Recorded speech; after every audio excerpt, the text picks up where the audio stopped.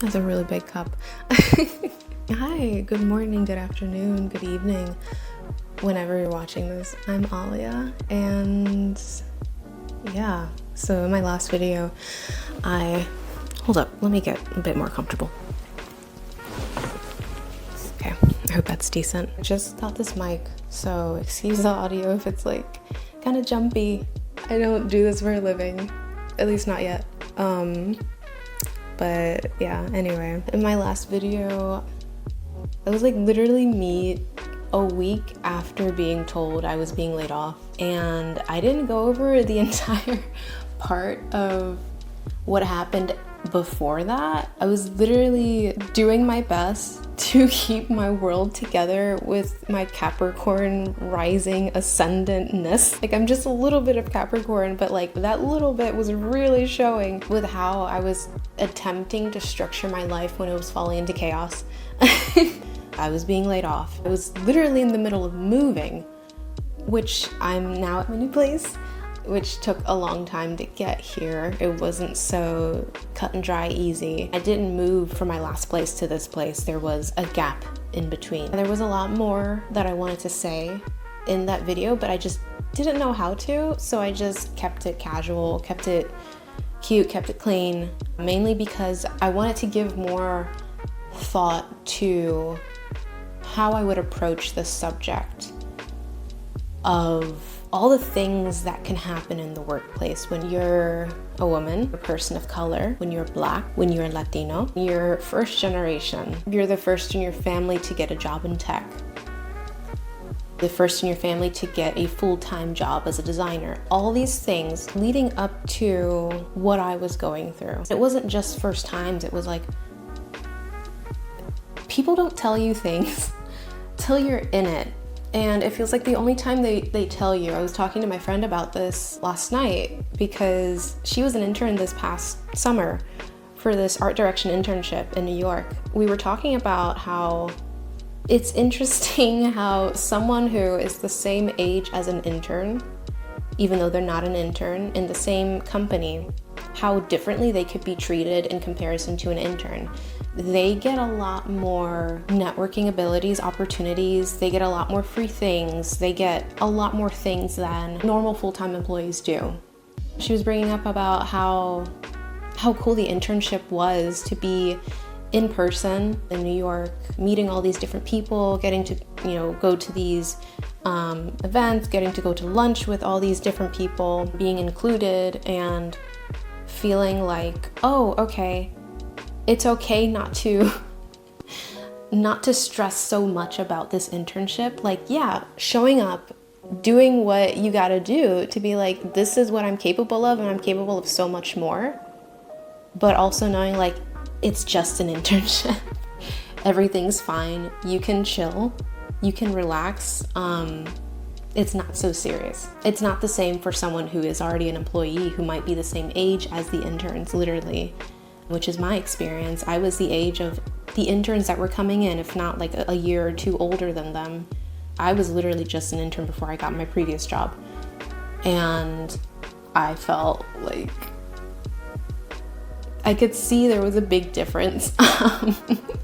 Not just because of like my location. I worked remote in an area that, and I spoke about this in my last video, in an area that doesn't have as many people, or it's not one of the key locations that the company focused on when it came to, oh, we're gonna have a space here for people, or a campus here for employees to like meet up at and to have meetings and all this stuff. My location, DC, was not one of those campus locations, and it just felt like very exclusive in that way. It's just how our company structured things, so interns would have more opportunities to do things than the average employee. That was a slight tangent, but what I wanted to get to today that I didn't get to express in my last video, I want to talk about the things that led up to that eventual layoff, which literally came as such a surprise. That week that I was told I was laid off, I was expecting to get a bonus. I had already spoken to my boss about getting said bonus, and instead I was laid off.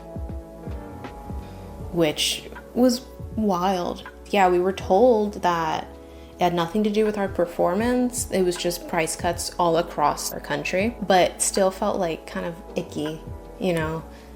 And I didn't mention this or the things that I will be mentioning in this video. I didn't mention them in my last video because I didn't want to come across as I'm trying to scorn my former company, or I didn't want it to be a smear video or a smear campaign or whatever. I'm just speaking my truth, and I just want to make sure that anyone who goes through a series of situations like I did, or they can start connecting the dots in a way that I couldn't back, I'm gonna say back in the day, but literally last year, all this stuff was happening over this past year from September 2023 all the way into June 2024. That's when I was told, and then July 12th was my last day. I want to be able to tell my story so that interns, other young professionals, people new to the workforce, people new to corporate America, or just corporate in general, so that they would be able to hear my story and take out whatever they need to hear to prep themselves for what they're getting into, or what they could be getting into, what they could expect. Though I don't want them to go through anything that I went through, it's better to be prepared than have it hit the fan. And if you see me looking off screen, I have notes here. I did try filming this like literally 2 weeks ago, and it just came out weird. I'll put in a few clips here.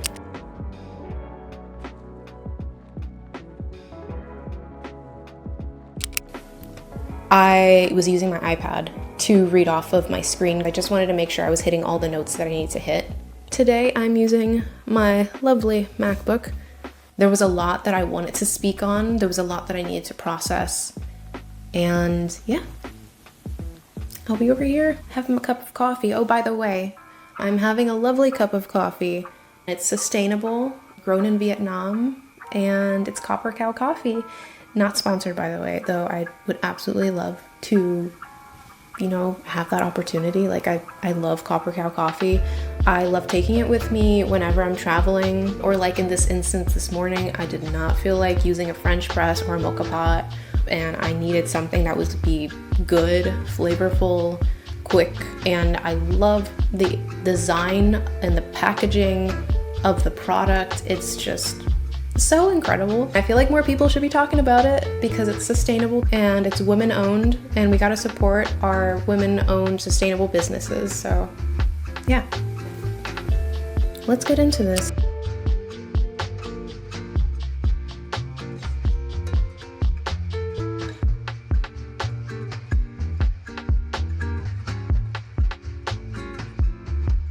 People shouldn't be afraid to express their opinions. We shouldn't have to worry about retribution or what anyone would do to you when you make your opinion known, when you tell your story. Eminem said that while speaking at a Kamala Harris event, and it really stuck with me. It actually inspired me to write the script for this video. Ethically, I believe that it is my right to tell you my story. I deserve to be heard, and of course compensated, and so many people do too. We have these things happen to us, and sometimes we shy away from them. Sometimes we think, well, what if I'm retaliated against? Or who's gonna believe me? Who's gonna listen to me? But you are the only one who knows your story. Nobody else can tell it for you. And once again, this is not some smear video about my former company. It is just my personal experience and what I went through, and what I would tell someone if they are either about to be or in already a similar situation. All of us, especially those of us who are new to the workforce, need to know what to do and how to pivot when stuff hits the fan. Oh, and like the old saying goes, don't judge me until you've walked at least a mile in my shoes. Then you can say something about it. So at the time of writing this script, it had been 3 months and 13 days since I was laid off. 4 months and 14 days since I was told I would be laid off. In my last video, I hinted at how things felt a bit off, not just with the layoff, but with how I was treated. So much so that while I was working at that former job, people senior to me told me that it sounded like what I was going through was the textbook definition of discrimination. These people worked at my former job, and these people didn't work at my former job. They were a mixture of people in and out of the company who had nothing but love and advice to give me, and this was what they were telling me. People of color, mind you. I didn't want to believe it. I wasn't sure. But it wasn't until I saw some content from Vivian too, at Your Rich BFF if you don't know her, that it had me thinking, oh my gosh, maybe. Okay, they really did have me feeling like I was in a game of corporate musical chairs because I had asked for what I had asked for. I knew my worth and they weren't giving me what I needed. So I had asked at the time of being laid off for 3 months of additional severance to what I was receiving. I was deep in the process of moving and I was also expecting a bonus at the time, and instead of receiving that bonus, I received a layoff. And my former company denied my request. And then I was pointed to a document saying that I could also get nothing for my severance, making it seem that I was lucky just to get the original 3 months that me and everyone else was offered. It appeared that my former company, HR, all of the above, as a company that has been an ally for being well, for treating employees well, being a sustainable company, change maker in the workplace, being one of the best places to work. It was funny and kind of ironic that it appeared that they gave little to no thought about my mental or physical well-being at the time, my financial livelihood as a young professional, what I was going to do moving forward with basically nothing to show for 2 years on my portfolio. That's another story. What I was going to do with moving and being dependent on my paycheck as collateral for finding my new home. The fact that I was already in talks with my boss and was told to expect a bonus in the time frame I received this news, a bonus I requested after being denied a promotion for the second time, expressing that, okay, I was denied again for this promotion, but no matter what, I need this extra compensation, even if the title change wasn't gonna happen, because I was already struggling way too much than I should have to afford rent in the DC area for months. It was way too long that I was struggling to afford rent with the paychecks that I was receiving with my annual base salary. Being denied a promotion, so going back to that, first time, I was denied a promotion after working for 1.5 years, while someone who had recently interned for my team received the promotion that I had requested. After I was denied the first time, I was like, okay, what do I need to work on that you guys are not saying that I have already? Wrote down everything, took note of everything. 8 months later, after improving on all of the points that I was told I needed to improve upon, I still didn't get it. The fact that I was also grieving the death of a close family member. So the first time that I was denied a promotion, and when the promotion was given to this intern who I have nothing but love for her, she's an amazing designer, but it's the fact that I had seniority over her, I had more experience than her, I helped train her to get to where she was. I was a background support for her, but I wasn't given the recognition that someone like me deserved. I was going out of my way to be a mentor. I was going out of my way to be a support to everyone who was new on my team. And when I mean everyone who was new on my team and onboarding them, training them, literally I was the first hire on my team. And for everyone that came after, I helped onboard and train them. And I helped mentor them in the ways that they needed help. And I was still not shown the recognition that I deserved. When I was going for this promotion, and she had also been going for this promotion too, I had known that she was going for the promotion, and I had supported her in going for the promotion because we all deserve to be fairly compensated for the work that we do. But it's the fact that that promotion was given to her about 2 months after I was denied a promotion, and the promotion was also given to her, funny enough, during just about a 4-day span of time that I was out of office because I was grieving the very sudden death of a close family member. So when I come back to the office after grieving, I find out she was given the promotion that I had been fighting for.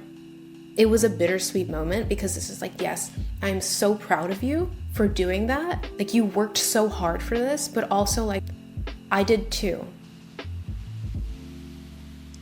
Getting back to what my tally marks, I'm gonna have to keep track of this on the screen. The fact that I was given such a short runway with only 31 days notice before my final day. And I also have to check this too, but there's something called the Warren Act that requires companies should be giving 60 days notice to the employees if it's a mass layoff, which in this case, there were about 180 people, including myself, laid off at the same time, in the same time period.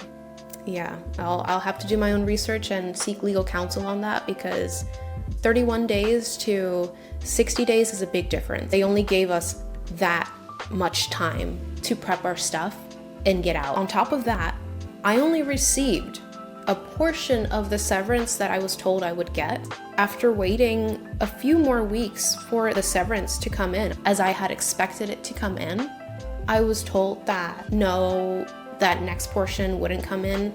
The company did everything right on their end, and they sent me basically receipts of the money allocation and how things were allocated to me, allocated towards federal taxes, towards state taxes. I had to do the math and see, oh wow, okay, so they messed up and gave about $6,000 extra towards state and federal taxes. So I have to wait 5 months just to see that $6,000 that I need right now to stay afloat. Yeah, they were just messing up everywhere. And at this point, when they messed up, I wasn't even working for them anymore. It's wild. It's wild. Yeah. Wild. Wild.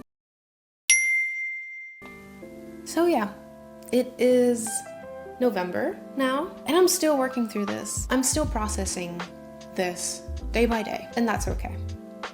After I left my apartment, I was technically homeless, living in different hotels as I was getting my feet back on the ground. It wasn't that I couldn't stay with family or friends, and this is where the inner work comes in.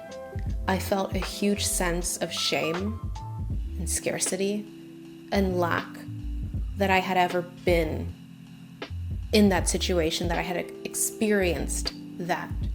To go from living the life that I did, buying all the groceries that I wanted, organic if I wanted, being able to set aside money to invest, to save, to build my wealth, to live in an environmentally sustainable building, a luxury building in DC, to go from all of that to being jobless and homeless within a month. I didn't know how I could explain that at the time. I was still processing all of that, and it was just so overwhelming. I just didn't want to get into it. I felt that I would have had to explain, and the thought of it was so draining to my already aching heart.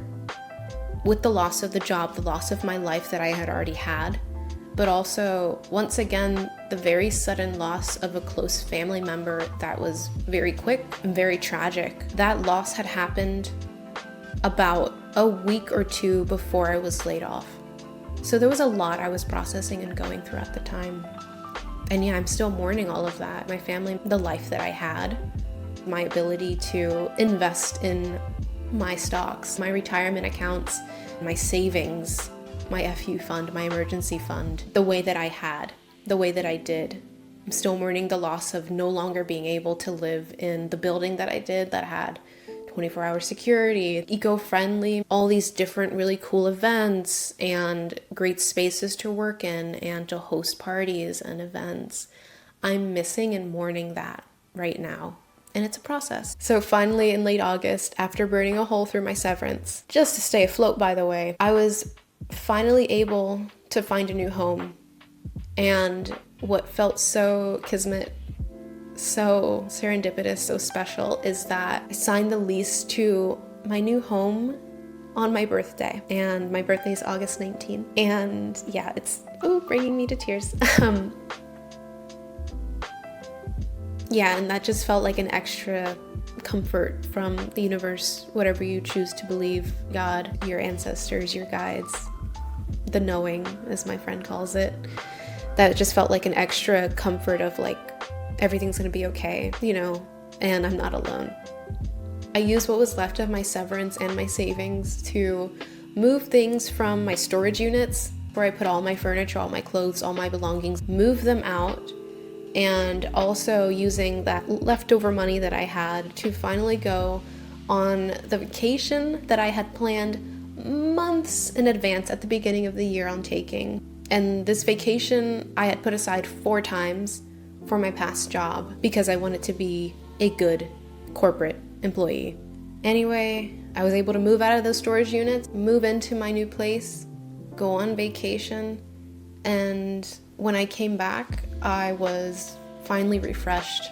I was fully ready to get back into working through the trauma attached to my past year and to work itself. I had also realized, oh wow, I'm burnt out. Still, during this time where I was finally able to move into this new place, working through my trauma around working, processing my life over the past year, grieving, finding validation in what I went through and how I felt, knowing that I wasn't alone, all these things coming up. And also working through design burnout, getting back into my creative spark, my creativity. I worked through limiting beliefs associated with being a successful creative business owner too. I worked through all these things and I'm still working through them today, but anyways, it's November 21st and now I'm here, sharing my journey as an artist, designer, creative, starting her first company. What I want to focus on moving forward, not the corporate mess that I went through, the mess that I experienced, but how I moved forward from all of that and how I stepped into my true path, which has always been doing my own thing. Another really beautiful thing that happened that just felt very serendipitous, very kismet. I applied to get my LLC after I was told I was laid off, and I had gotten my LLC on Juneteenth, which is just very beautiful. I was awarded my LLC on Juneteenth in the state of Virginia, and as a Black woman whose ancestors have been in Virginia for hundreds of years, whether they were seen as people or not, having my roots connected here after facing all the hardship that I did, being able to be given that blessing of having my LLC be awarded to me in the state of Virginia on Juneteenth, the LLC with my name on it, it just felt like the way to go. And that I'll be okay. That's just something else, like really kismet as a Black woman that I want to share. My great grandfather was born a slave, and to be the great granddaughter of someone born a slave, to have my business be awarded to me on Juneteenth, it's just a blessing. But yeah. Ooh, cry. All right, getting into the next section.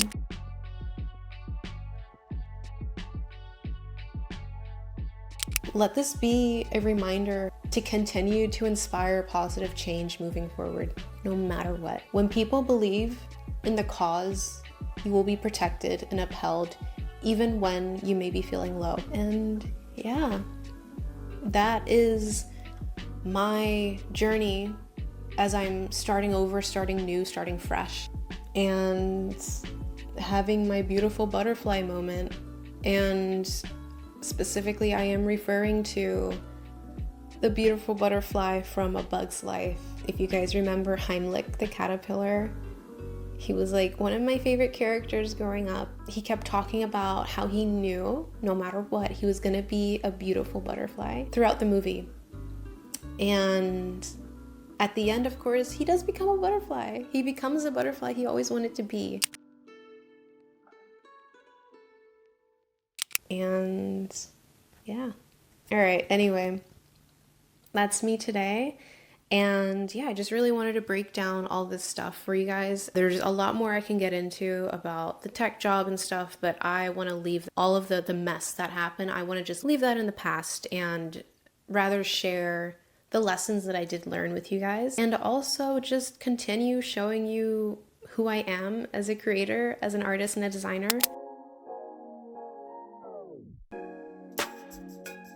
Currently, right now, I am accepting new clients. I am a brand and web designer, specifically web design through Wix Studio. I help primarily women-owned and women of color businesses in the United States who are stepping into their new era. My web design in a day, which is something that I've been formulating and working on over the past month, is finally live, and I'll put a screenshot or just like a screen recording on the screen here. The service page, if you're interested, who should be doing the website in the day and who may be thinking about it in the future but probably should take another type of website project, a longer project. And this is also really a great time to talk about this, as I know many of us are going into our next side hustles, starting our businesses, especially many of us women in the United States, you know, post everything presidential election. We want to be able to know that, okay, we have the power to depend on ourselves no matter what. We have the power to uplift other women, other Black women, other Indigenous women, other Asian women. We have the power to have our own financial back, to build generational wealth, and to start anew. So for all you business owners or new business owners for this upcoming 2025 New Year's, I am offering a beta round for a discounted price on my website in a day. And you can check all the stats on my website for what it's originally priced at and what I'll be offering for all the people who are in the beta groups. There are only 9 spots available for beta. So if you're interested, please reach out to me and submit your application, and I'll be in contact with you very soon. It was great talking to you guys and sharing my advice, my story, and yeah. All right, peace, bye.